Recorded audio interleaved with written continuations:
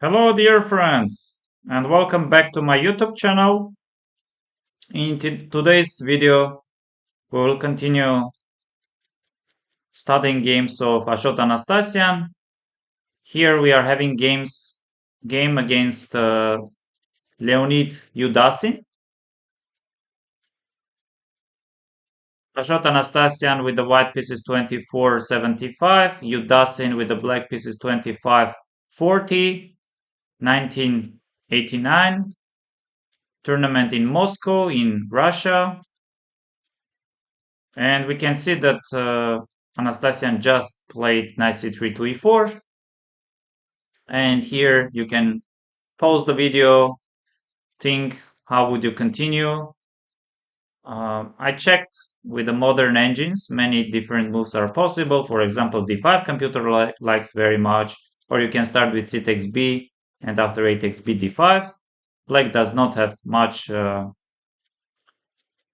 problems, but here Yudasin played something useful, interesting. At least I myself would consider h7, h6. But turns out some small problems are there after this h6. Please pause the video. How would you continue? White to play? Which moves do you consider? And which move eventually would you play? Ready? g4. And surprisingly, some major problems are there for black. Knight is hanging, and Yudasin played knight f5 to d4. The strongest continuation is to go knight e7, and now white is choosing. Bishop takes h6, or first b4 takes c5. Let's say this f5, forcing you to take on g7, and now I'm having king g7 or f takes c. Even king g7 is very much possible. Computers are showing 0.220, 30 advantage for white. Of course, that is not much.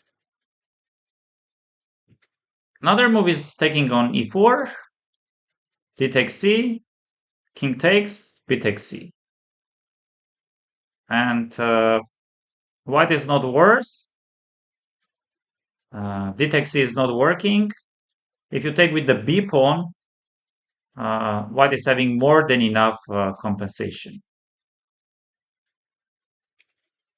Another move is, instead of starting with bishop takes h6, b takes c, forcing opponent to take with the d, and now bishop takes, and now bishop takes. Now f takes c does not work, because after d takes c,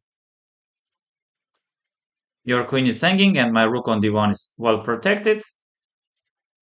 And you take, yes, this is again slightly preferable position. I can move the knight, I can take on f5, but of course game goes on. 0.20, 30 for white. Advantage, but not winning, of course. This would have been the best. Yudasin played knight d4, and now knight takes d4. If you take c takes d, then bishop h6 is coming. So he played this, queen takes d7. And now if you go rook d7, which would have been stronger than the move black played in the game, now e3. Your knight does not have many good squares to go, and now takes, and now takes. Yes, you take b takes c, I'm going rook b7, takes, bishop takes c6. White is better, not winning. Extra pawn. Of course, you are controlling b file, which is very important. Yes, instead of capturing on d7, Yudasin played knight takes, and now f5. But he forgot, or he miscalculated. Knight takes c5. Bishop takes and takes. And now rook g1, very important move. And now h3, very important. I'm ready to take on g4, and now rook g6. Big advantage for Anastasian, I would say even winning position if you are playing carefully. Rook g3, rook h3, this, and now rook h1. And here, for example, white could go rook g7, king g7, bishop c3, bishop takes h8, rook takes h5. No doubts Anastasian saw it, but for some reason he decided to go rook g5, takes. Yes, here computer shows the strongest continuation to go rook c5. First of all, I can just move my rook back, but I have very big doubts that any human would have been very much scared of trading the rooks and getting pawn on c5. So this rook b5, and of course nothing concrete, just slowly white is improving the king, pushing the pawns, and black is being tortured. Bishop e3, a4. Anastasian was especially stronger in this type of positions, slowly improving the position without much calculations. King f3, rook h5, annoying move, king d7, rook h7, and now rook f7, stopping king d7, king e4, check, rook e8, rook h8, another check, check, bishop e3. I'm sure bishop d6 also wins, and then f4, rook f7, bishop d4, bishop takes, takes, rook e7, and now d4, a takes b. White is completely winning, but for some reason Anastasian decided to continue the game. King d3, rook h7. So white is ready to push b6, b7. If need be, king c4, king c5 ideas are there. This b7, pawn endgame is lost.